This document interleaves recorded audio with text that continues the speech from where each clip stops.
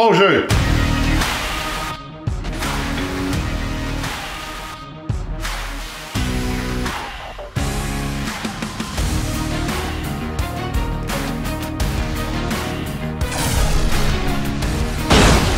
Deuxième prise! Compte complet! Le balado compte complet est présenté par Plan de match à Boucherville, votre centre d'entraînement et boutique de baseball avec cage de frappeur intérieur et lance-balles, fier partenaire de votre passion. Voici vos animateurs, Alain Usereau et Mark Griffin. Bienvenue à compte complet de notre balado hebdomadaire sur ce qui se passe dans le monde du baseball. Alain Usereau en compagnie de Mark Griffin. Mark, on va parler des Blue Jays de Toronto pour commencer parce qu'il y a une nouvelle qui a quand même fait jaser pas mal. Je pense qu'il a ravi aussi beaucoup de partisans des Blue Jays au Canada. C'est l'embauche de Joey Votto. Écoute, on va le dire, là, sur le plan marketing, là, ça aurait dû être fait avant, si tu veux mon avis. Là. Mais c'est un bon coup là, pour les Jays. Ben, écoute, effectivement, Alain, pourquoi avoir attendu si longtemps s'il y avait de l'intérêt? Ça, c'est la première question. On a invité Vogelbach au camp d'entraînement. Moi, je me rappelle, lorsqu'on avait invité Vogelbach, je me suis dit, bon, est-ce que Votto, ça veut dire qu'il ne sera pas invité? Qu'est-ce qui s'est passé dans ce dossier-là? Peu importe, mieux vaut tard que jamais. Par contre, c'est ça, au niveau popularité, feuille de route exceptionnelle pour Joey Votto, mais bon, il a l'âge qu'il a, 40 ans. Est-ce qu'il peut encore produire au point où il peut devenir un joueur avec un impact intéressant pour l'équipe? C'est sûr, rappelle-toi la semaine dernière ou il y a 2 semaines, Alain, on s'était parlé, il n'y a pas de place et pour J.D. Martinez et pour Justin Turner, il fallait faire un choix probablement. On a fait choix sur Justin Turner. Dans ce cas-ci, ça va être un peu la même chose. Tu le sais, Alain, je ne suis pas le plus grand partisan de Vogelbach. Il ne peut qu'être frappeur de choix, probablement contre des lanceurs droitiers seulement. Il ne peut pas jouer vraiment en défense.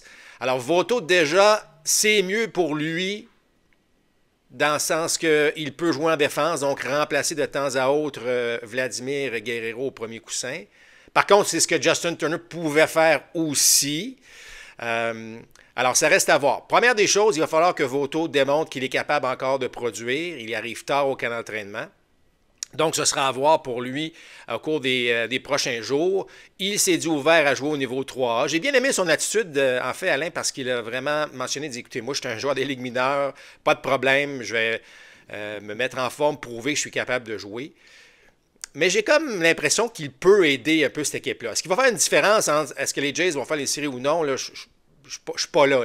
Mais est-ce qu'il peut être plus efficace qu'un Vogelbach? Selon moi, oui, mais ça reste à prouver parce que Vogelbach a quand même pas un mauvais camp d'entraînement. Ben, c'est ça, moi, que je trouve drôle un peu. Là, comme tu dis, c'est arrivé tardivement. Vogelbach a un bon camp. Donc, écoute, des frappeurs désignés, là, il y a une limite au nombre qu'on peut avoir.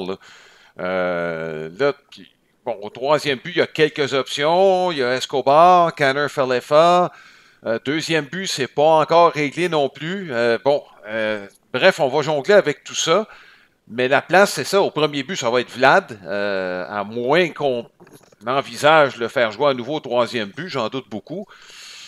C'est juste que je trouve que ça fait pas mal de frappeurs de choix au sein de la même équipe. J'ai l'impression qu'il y en a un, à un moment donné, qui va lever les feuilles. Et puis, les deux les plus vulnérables, écoute, si on veut donner de la place à Votto, peut-être pas en début de saison, mais éventuellement, ça va peut-être se décider entre Escobar et Vogelbach. Écoute, moi, je pense pas qu'Escobar peut faire l'équipe. Je peux me tromper, évidemment. Moi, je pense que Connor Falefa va jouer la plupart du temps au troisième but, compte tenu de son jeu en défense. On sait l'importance. Bon, tu sais, Alain, les partants des Blue Jays sont solides. On a besoin d'une bonne défense, par contre. Bichette s'est amélioré à l'arrêt-court l'année dernière. Rien qui nous laisse croire que ça ne peut pas être encore le cas cette année, qu'il soit même encore un peu meilleur. Alors, est-ce que Connor Falefa est comme Chapin? Non, mais ça reste quand même un joueur de troisième but qui est très honnête en défense. Oui. Et au deuxième coussin, présentement, là, si je regarde, c'est Schneider qui a joué le plus souvent à cette position-là. Ça reste que, Biggio revient. Je sais qu'il a été, il y avait une blessure. Son temps de jeu a été retardé là, à l'entraînement. Ça reste qu'il est une possibilité à ce niveau-là. Mais écoute, dans le cas de, bon, comme j'ai mentionné, dans le cas de Vogelbach, pour moi, c'est le gars qui, même s'il a un bon camp d'entraînement, moi, j'opte pour un gars comme Joey Votto. Encore une fois, je me répète, mais il faut qu'il produise, là, pour qu'il produise rapidement, qu'il prouve rapidement qu'il est capable. Il a quand même frappé 14 circuits l'année dernière, dans un temps limité. Sa moyenne au bâton n'était pas très élevée, j'en conviens. Il se dit plus en santé, mais ça reste que lorsqu'il va voir ce qu'on appelle du live pitching, donc des lanceurs du baseball majeur, si on est capable de l'insérer dans quelques matchs d'ici la fin du camp d'entraînement, ben là, on pourra déjà voir une petite idée par où ça se dessine. Mais je dirais ceci par contre. On voit déjà l'impact de Turner à l'intérieur de l'équipe, à savoir son leadership, son professionnalisme. Ça, je trouve ça très intéressant. Tu ajoutes un Joey Votto à tout ça, qui a une joie de vivre, qui peut mettre tout le monde très, très... Ce qu'on a l'expression, c'est lousse, là, très détendu à l'intérieur. Alors ça, c'est des signes fort intéressants. Et est-ce qu'on peut aussi aider la cause avec ces deux vétérans-là éventuellement, là, d'aider l'équipe, Alain, à mieux frapper avec des coureurs en position de marquer? Parce que ça a été le gros problème des Jays l'année dernière. Et si des vétérans comme ça peuvent aider des jeunes... Et là, ce que je dis aider, là, c'est à mieux se préparer, à arriver avec peut-être un plan plus précis, ou en tout cas, peu importe, mais d'aider les jeunes frappeurs à se concentrer, davantage, peu importe, mais surtout de produire avec des coureurs en position de marquer. Si c'est le cas, ça va vraiment aider la cause des Blue Jays de Toronto. Oui, parce que le seul qui a vraiment produit l'an passé, puis je sais qu'on a tapé dessus, Marc, mais c'est Vlad Guerrero. De loin, il a été celui au bâton qui a augmenté le plus la probabilité de gagner de son équipe. C'est statistique, mais c'est quand même celui qui a dépassé tout le monde par une tête, là, malgré le fait que ses chiffres n'aient pas été au même niveau qu'attendu. Exact. Alors là, si d'autres peuvent produire avec des coureurs en position de marquer, bien là, ça va devenir... On va enlever un peu cette pression-là à Vlad et peut-être que ça peut, débloquer. Parce que, tu sais, Alain, je ne veux pas... Je ne veux pas être inquiet là, vis-à-vis des partisans des Blue Jays, mais l'année dernière, les partants, on sait à quel point ils ont été solides. C'est 4 partants d'une trentaine de départs l'année dernière qui ont été très, très bons. Est-ce qu'on peut répéter? Est-ce qu'on peut être aussi bon au monticule cette année et penser que l'attaque va produire davantage, même si on n'est pas allé chercher un Cody Bellinger, par exemple? Il y a quand même beaucoup de si à l'intérieur des Blue Jays de Toronto à ce niveau-là. Sur papier, c'est fort intéressant. Là, il va falloir évidemment le faire sur le terrain. Oui. Écoute, à l'attaque, tu as soulevé le point. On a produit au-dessus de la moyenne. Là. Quand tu regardes l'ensemble de la production, c'est juste dans des moments clés qu'on n'a pas été capable de le faire. Au monticule, on a été plus que bon. Marc, la moyenne de points mérités plus, on parle souvent du MPP+, mais ça existe aussi pour la moyenne de points mérités. Puis on a été parmi les meilleurs dans le baseball majeur de l'année passée. Puis, c'est fragile, les lanceurs. Puis là, il y en a deux. Manoah, 5e partant, tu es capable de te débrouiller. Mais puis je sais que tu aimes beaucoup Francis, là, qui a démontré de belles choses. Ça pourrait être une option comme le 5e partant. Gausman, c'est inquiétant, Marc. Il est passé la trentaine. C'est un gars qui lance fort. La fameuse balle front est terriblement exigeante pour le bras. Moi, attention un petit peu de ce côté-là. Puis comme tu le mentionnes, tu sais, puis les Yankees pourraient t'en parler, là, des points d'interrogation, il y en a chaque année chez des lanceurs partants en raison de ce que je pourrais parler là, de l'épidémie là, des lanceurs qui reçoivent l'opération Tommy John. Oui, puis on pourrait parler aussi des problèmes à l'épaule. Hein? Ça aussi, ça devient là, vraiment important à travers le baseball. Ouais, écoute, tu sais, c'est ça. Il fallait s'attendre à ça, Alain, parce que tu regardes depuis 5, 6, 7, 8 ans à quel point la vélocité a augmenté. Alors, c'est sûr que les chiffres de blessures allaient aussi augmenter, c'est clair. Bon, mais par contre, c'est vrai que dans le cas de Gausman, il reste un peu de temps, mais pas convaincu qu'il en reste assez pour que Gausman soit là dès le départ. Est-ce qu'on va lui donner le poste de 5e partant? Là, je dis ça entre guillemets parce que ça lui donnerait quelques jours de plus pour s'entraîner et permettre d'être prêt pour la saison. Ça reste à voir. Mais tu ne veux pas commencer l'année avec des problèmes à l'épaule pour 2 de tes lanceurs partants. Alors, c'est pour ça que Francis devient vraiment pour moi un gars important, surtout en début de saison, pour rassurer un peu tout le monde et permettre justement à Gausman d'avoir le temps nécessaire peut-être de revenir au jeu. Oui, Berrios, Bassett vont bien. Kikuchi, on verra. Le temps qu'il retrouve complètement le contrôle de sa balle rapide et tout ça. Ce qui m'amène, Marc, à la question de la semaine, qui est une présentation de Silmar Autoville, votre détaillant pour les pneus de voiture et de camions classiques et antiques. Vous pouvez aller sur le site internet www.silmar avec un y.ca. La question touche Joey Votto, puis même si c'est pas fait d'équipe, je pense que c'est pertinent de le demander. Est-ce qu'il peut produire suffisamment pour avoir un impact chez les Jays? Quand on parle de produire, ça peut vouloir dire toutes sortes de choses. On en a parlé tantôt. On vous invite à envoyer vos commentaires à propos de cette question. Ça apparaît sur facebook.com en fait. /compte complet balado, tout ça en un seul mot.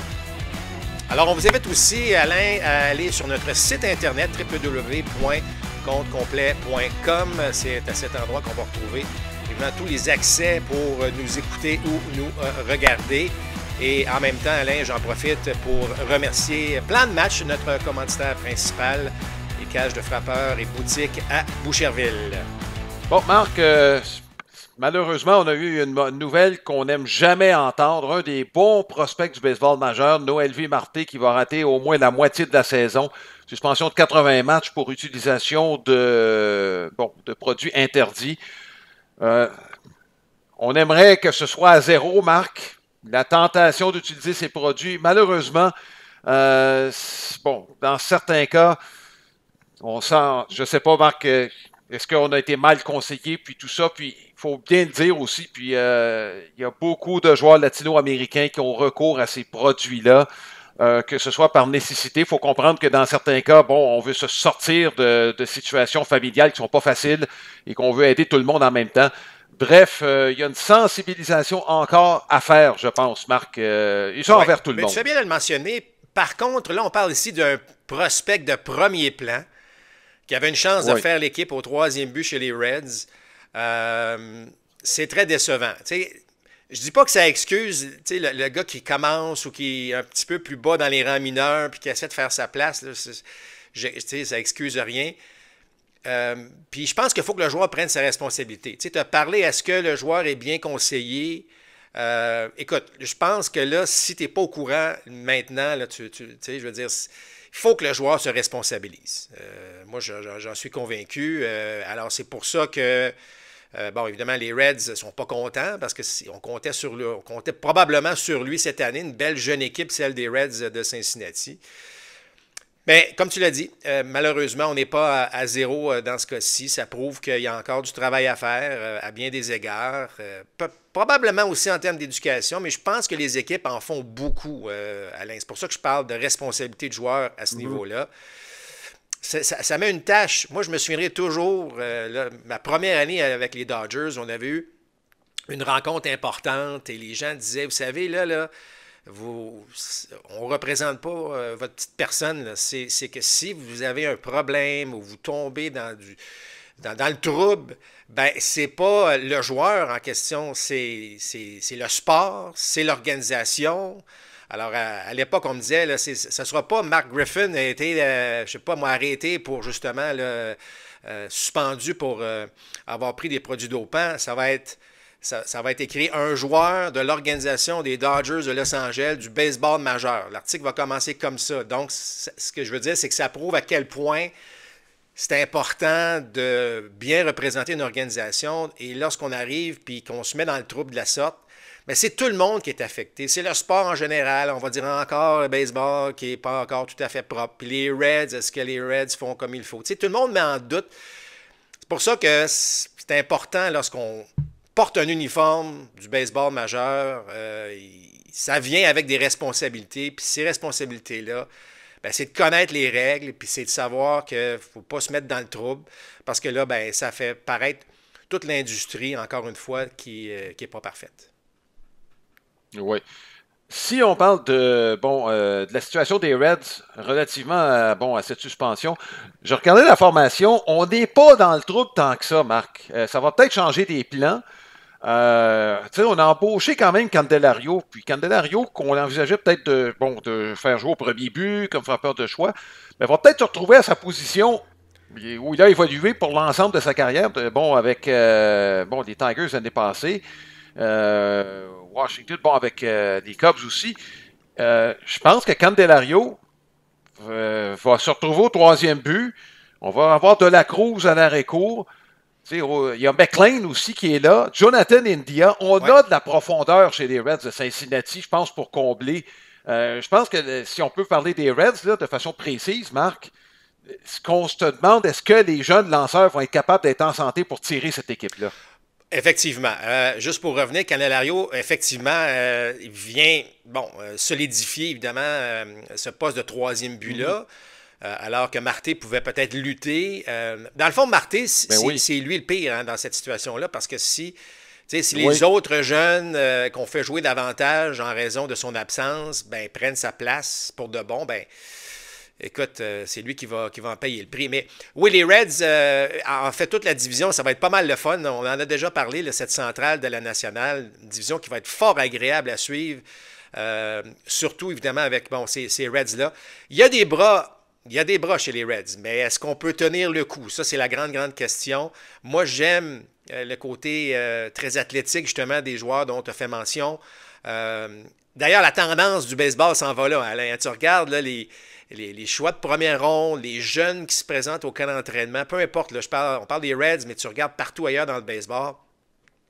Le baseball s'en vient vraiment de plus en plus jeune, mais de plus en plus athlétique. Tu sais, des joueurs d'une dimension unique, là, de frappeurs de puissance seulement, là, je parle de jeunes, là, on n'en voit plus. C'est vraiment là, des joueurs qui ont 3 ou 4 atouts importants là, qui se présentent. Puis ça, là, c'est parfait pour les partisans parce que on va avoir des jeux spectaculaires, on va avoir des gars qui bougent bien.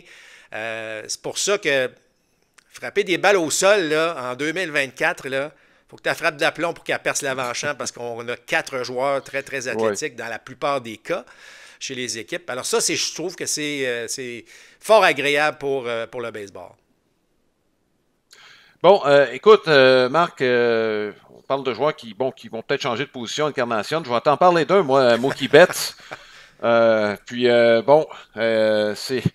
dit, il s'en va à l'arrêt-court. Et Dave Roberts a dit, c'est permanent jusqu'à nouvel ordre. Façon de dire les choses. Puis, dans le fond, est-ce que ça marque pas un manque de profondeur chez les Dodgers de Los Angeles? Moi, je me demande si c'est pas ça.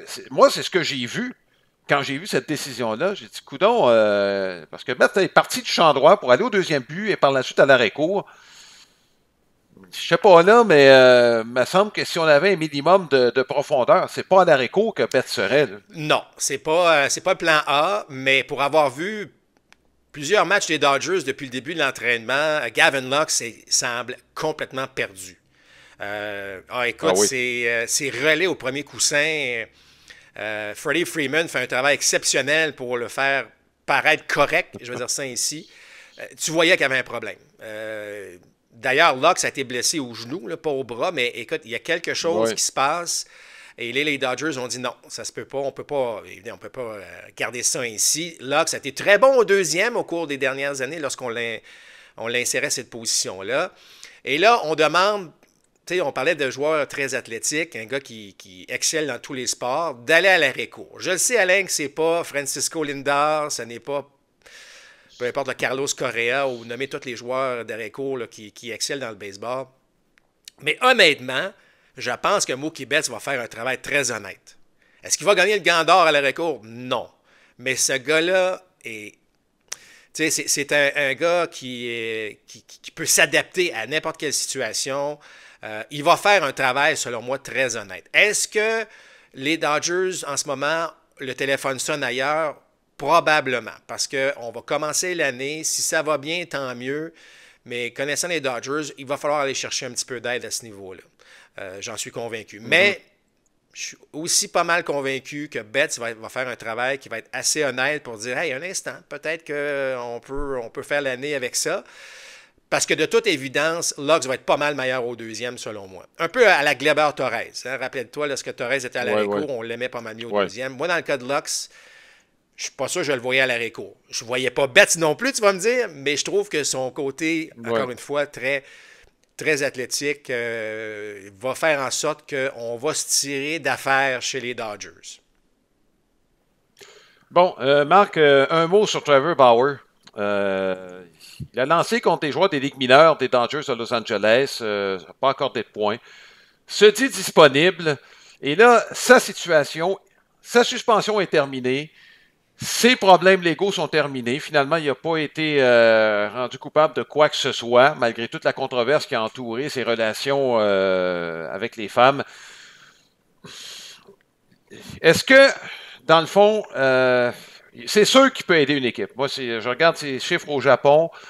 Lui se dit un meilleur lanceur qu'il l'était lorsqu'il a été libéré par les Dodgers. Est-ce qu'il mérite une autre chance? Dans le fond, la question, là, ça revient à ça. Est-ce qu'il mérite une autre chance? Il a payé le prix. Lui, il l'a dit, je l'ai payé en double. Bon, on peut débattre de ça. Puis, comme il a dit, sur le plan criminel, il a été blanchi. Tu sais, dans la société, on aime donner une deuxième chance. Je sais que c'est un individu qui est un peu spécial, qui est polarisant, mais on est à la recherche de bras. T'en penses quoi, Marc? Tu as été dans le vestiaire d'un joueur. Est-ce que tu veux voir arriver Trevor Bauer dans ton équipe? Écoute, la question est très pertinente, puis je vais répondre ainsi parce que, en lisant plusieurs articles à ce sujet, la plupart, je dirais pas tous, mais la plupart des joueurs disent, ben oui, faut le ramener, là, il a payé le prix. Moi, je suis pour une deuxième chance, effectivement, même s'il n'a pas été, on va dire qu'il n'a jamais de fumée sans feu, mais ça reste que je pense qu'effectivement, il a payé le prix. Moi, je lui donnerais une deuxième chance. Surtout qu'il a même mentionné, Alain, qu'il irait pour le salaire minimum et qu'il prouverait à nouveau qu'il est capable de lancer. Mais de toute évidence, on hésite. Et là, est-ce que ça vient d'en haut? Est-ce que ça vient du commissaire? Ça, selon moi, c'est difficile à dire.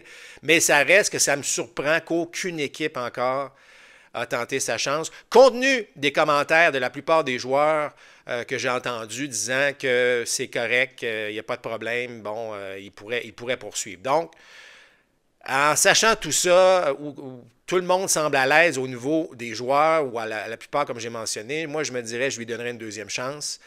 Ça reste à voir, mais il a lancé des balles, a fait 3 tirs à 100 000 à l'heure à sa sortie contre les joueurs des ligues mineures des Dodgers. Il a été dominant au monticule. Il pourrait aider une équipe sans aucun doute. Oui.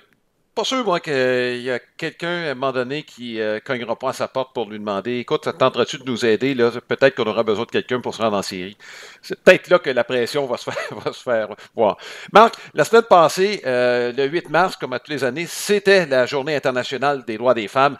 Et on va rendre hommage aujourd'hui à Dorothy Doddy Kamenchek dans le cadre de notre segment sur la carte de baseball de la semaine, qui est une présentation de card-dépôt.ca. C'est votre détaillant de cartes sportives et non sportives. Plus de 14 000 items en vente sur eBay.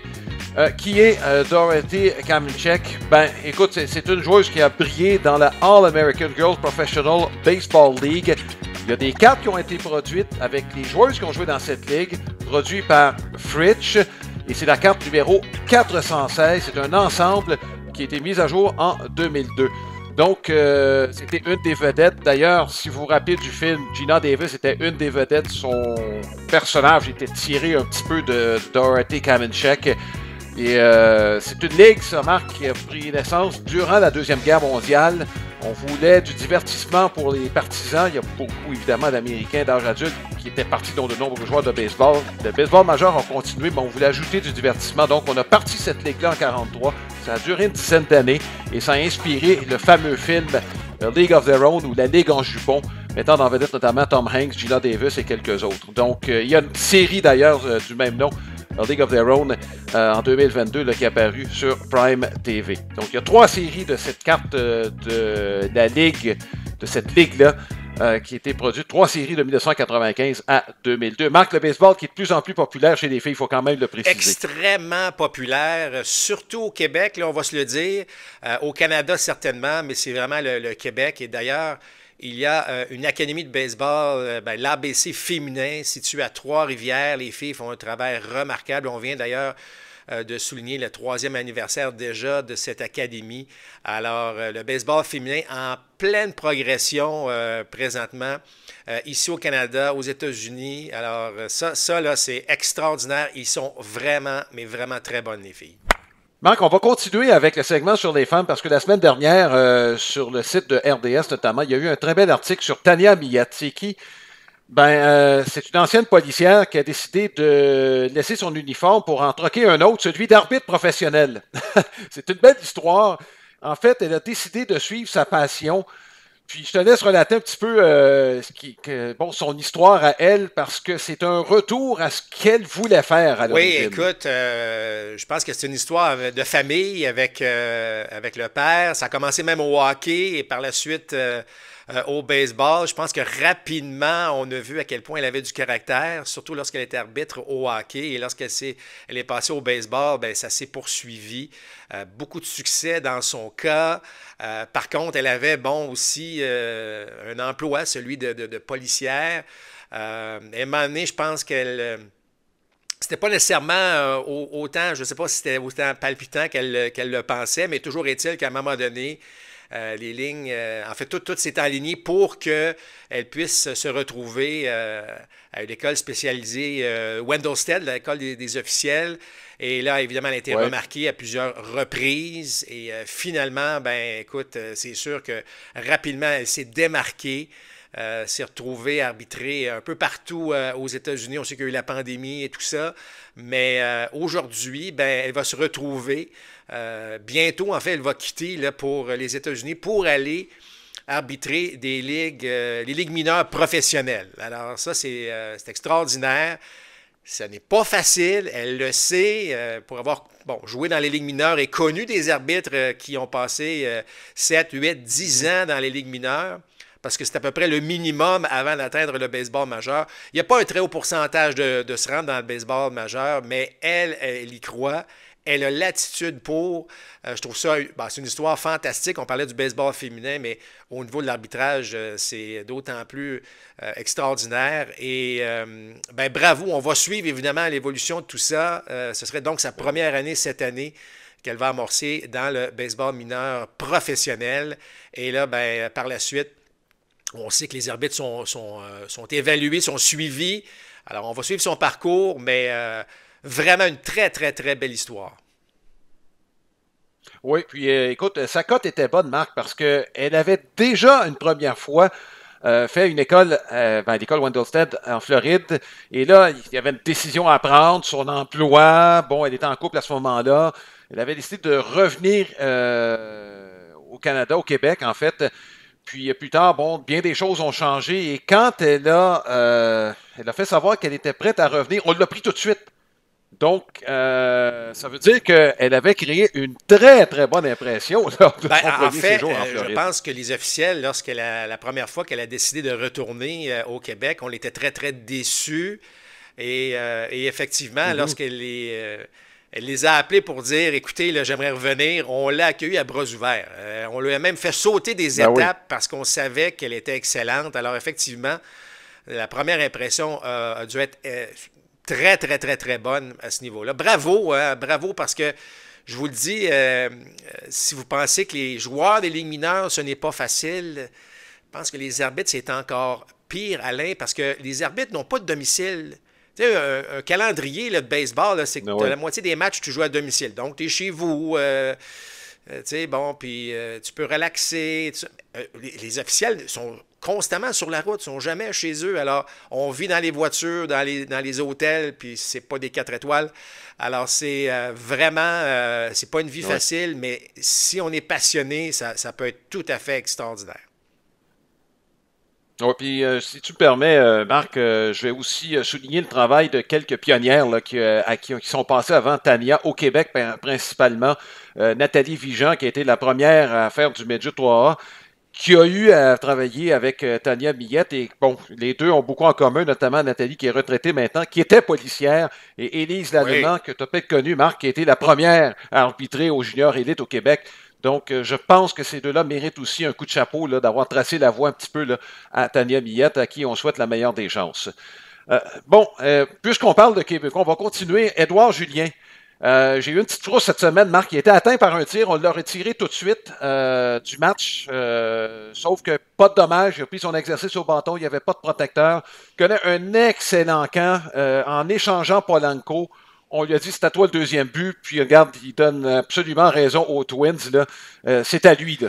Ben, écoute, c'est vraiment... il est arrivé préparé. Moi, ce que j'ai trouvé fantastique dans le cas d'Edouard, c'est qu'on lui a proposé durant l'hiver, bon, d'aller s'entraîner, de lui trouver des endroits pour s'entraîner. Il a dit non, moi je m'en vais à Québec, je m'en vais chez nous, je suis parfaitement entouré. Plusieurs des entraîneurs des canonniers de Québec et le sport-études ont pris en main aussi, bon... l'entre-saison, le travail d'entre-saison d'Édouard Julien, et il est arrivé parfaitement prêt. Donc, bravo. Tu sais, Édouard, il y a beaucoup de monde là, qui navigue autour d'Édouard pour sa préparation, et c'est tous des gens du Québec et de Québec, en fait. Donc, félicitations à ces gens-là. Et là, Édouard est arrivé, donc fin prêt. On l'a vu. Tu sais, Alain, je ne veux pas mettre de pression sur Édouard Julien, là, pas du tout. Mais je pense que ce gars-là peut connaître une très, très belle carrière juste par... son attitude, bien évidemment son grand talent, mais tu regardes son œil au bâton, sa discipline, il va développer plus de puissance que les gens pensent. C'est pas un frappeur de puissance, mais il va en frapper quand même plusieurs, parce que c'est pas ça qu'il recherche. Il va être très, très bon. Je le regarde aller encore une fois au camp d'entraînement. Qualité de ses présences au bâton, s'élance très, très, très rarement sur des tirs qui sont hors de la zone des prises. Il va avoir sa part de retrait sur les prises, mais je trouve qu'il a des atouts qui permettent de croire que ce gars-là, tu sais, c'est pas juste un bon frappeur. C'est comme j'ai mentionné, sa discipline, son œil, tout ça combiné font en sorte que j'ai bien l'impression qu'il va connaître beaucoup de succès. Je sais que ce sera sa deuxième année, la gang de la deuxième année, mais moi, j'y crois pas. Dans le style d'Édouard Julien, j'ai l'impression qu'il pourrait vraiment encore nous surprendre. Sa faculté d'adaptation, Marc, j'ai l'impression qu'il pourrait jouer en sa faveur. Hein. Exact. Écoute, il a frappé partout où il est passé et le baseball majeur ne fait pas exception. Je veux dire, il a forcé l'organisation l'année dernière, il a été retourné à 2 reprises dans les ligues mineures et à chaque fois qu'il revenait, faisait bonne impression. Peut-être tu as parlé de l'échange de Polanco. En tout cas, moi, les Twins le voient...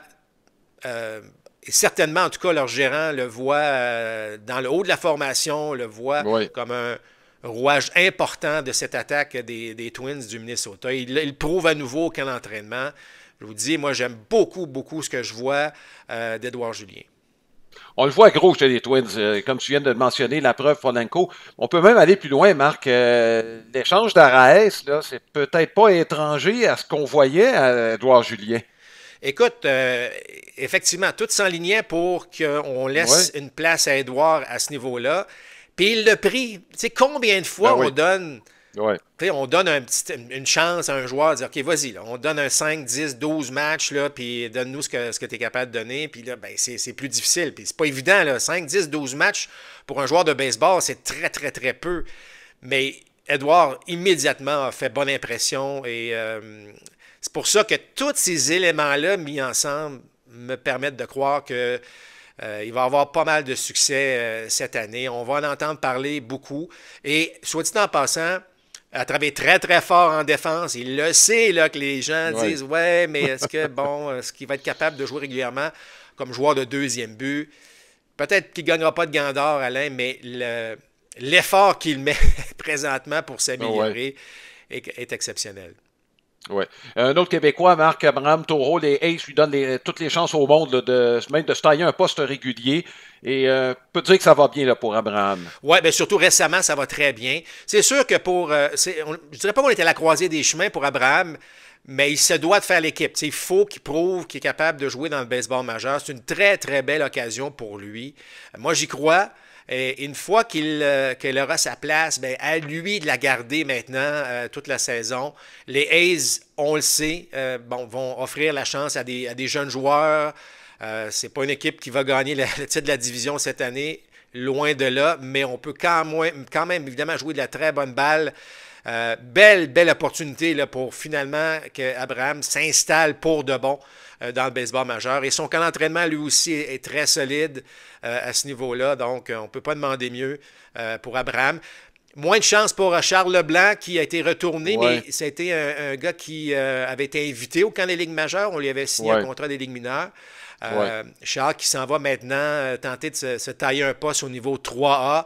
Mais lorsque vous êtes au niveau 3A, chez les Angels, tout peut arriver. On n'est pas loin. Là. Donc, on espère que Charles pourra aussi revoir du temps de jeu dans le baseball majeur. Soit dit en passant, il avait connu beaucoup de succès avec les Marlins dans son passage dans le baseball majeur. Oui, et Otto Lopez avec les Giants, toujours au camp. Marc, il y a beaucoup de jeunes au camp d'entraînement, quelques ouvertures. Il a connu quand même, il n'a pas joué beaucoup, mais quand il a joué dans la Ligue d'hiver dominicaine, ça s'est bien passé pour lui. Donc, je ne sais pas quels sont les plans, mais il est sur la liste des 40 joueurs des Giants. Donc, je pense qu'on va le voir cette année. Est-ce que ce sera en début de saison? Ben là, je pense que ce sera à suivre là, dans son cas. Oui, bien en tout cas, comme je l'ai mentionné, Alain, lorsqu'on est au niveau 2A, 3A, surtout les gars qui commencent à avoir un peu d'expérience, on n'est vraiment pas loin, là. Oui. Mais voilà ce qui complète ce balado. J'espère que cela vous a plu. On se donne rendez-vous la semaine prochaine. Il y a des choses qui vont se préciser assurément dans les différents camps d'entraînement. Bonne semaine tout le monde. Balado compte complet vous a été présenté par Plan de match à Boucherville, fier partenaire de votre passion.